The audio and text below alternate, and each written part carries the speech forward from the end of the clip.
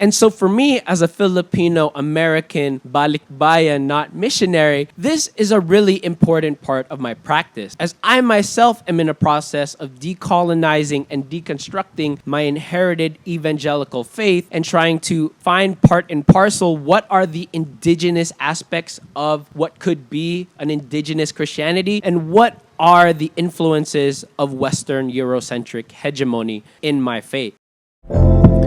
Hey, can you turn me up a little bit? I was just kidding. I thought it sounded fine. I just wanted to sound cool like hello other rappers. Yeah. Damn.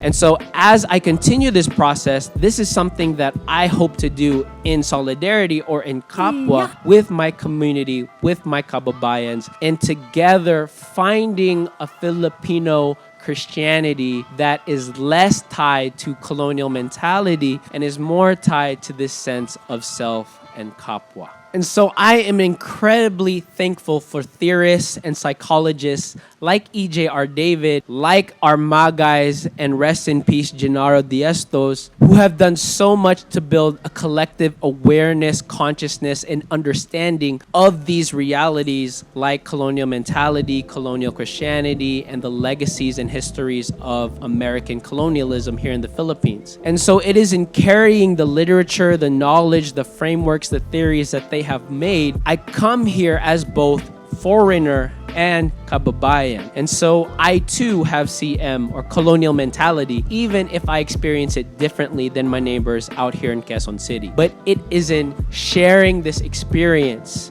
of colonial mentality, in being both foreigner and kababayan, that I come to my community here in Riverside, Quezon City as a balikbayan, not missionary.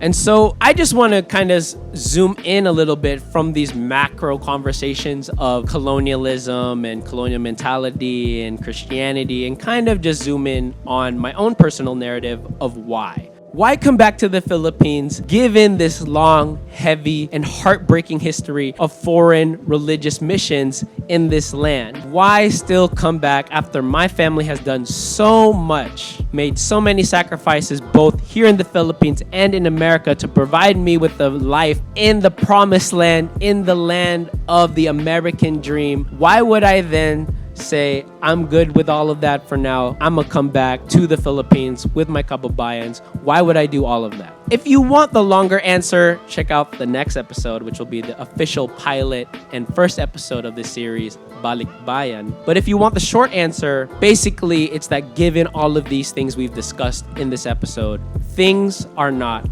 okay. Things are just simply not okay here in the Philippines. And one of the main reasons that things are not okay is because this history of colonialism and colonial Christianity is not quite over. The fact that one relatively small, minuscule part of the world looks like this, and the overwhelming majority of the world looks like this, for me, simply means that things are not okay. Even speaking from my own experience, I see how things like comfort and insulation can easily numb us into forgetting just how not okay these things are. And so here's this vlog thing. I think a lot of people have different thoughts on vlogs. And I'll be honest, I even cringed before at the idea of trying to become a vlogger. And one of the reasons I've really been hesitant and even frustrated with this platform and medium called vlogging is that really it kind of just becomes a lot of people doing these random challenges, showing these luxurious lifestyles, showing these vacations, showing these great meals. Talagang napapakute lang ang ating mga kababayang influencer. I really don't like how a lot of vlogging looks. However, I also recognize, especially in communities like mine, that these sort of outside of reality pictures of life really become a form of escapism where People who never get access to those kinds of expensive restaurants, hotels, even beaches can live vicariously through the person vlogging about them. And so ironically, even though the Philippines is known to have so many beautiful beaches, so many kababayans, so many Filipinos like my neighbors will never get to set foot on those beaches. And so the next best thing is to, well, watch a Filipino-American balikbayan vlogging about how great that place is and how it really doesn't matter where you are, it just matters about who you're with. But actually, at the end of the day, all that really matters is yung mga kasama mo, who you're with. So you can go anywhere and have a lot of fun. Anywhere and have a lot of fun. What?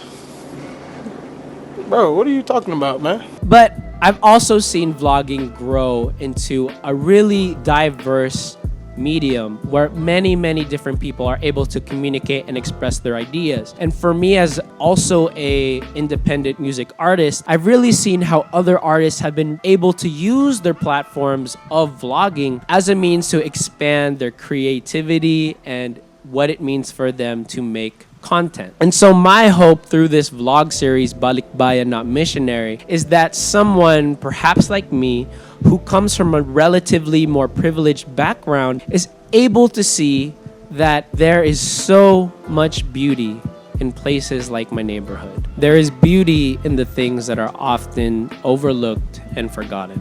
And perhaps if we're able to see that, because there is so much beauty here, we can dignify and humanize the people who live here, and also see how we can live more in kapwa, live more in solidarity, equity, and love with our marginalized and under-resourced neighbors. And so in conclusion, we're ending now. I'm gonna put my marketing, branding hat on. There are 3 things that I can offer you in this vlog series, in this platform, BALIKBAYAN Not Missionary. If you find that these 3 things are not for you, totally cool, go somewhere else where you can get the things you want. But if these 3 things sound appealing to you, please continue to watch this series. Here are those 3 things. 1, we want to reclaim identity. 2, we want to decolonize faith. And 3, we want to serve the people. If I can influence anyone to do any of these 3 things or all of them, this vlog series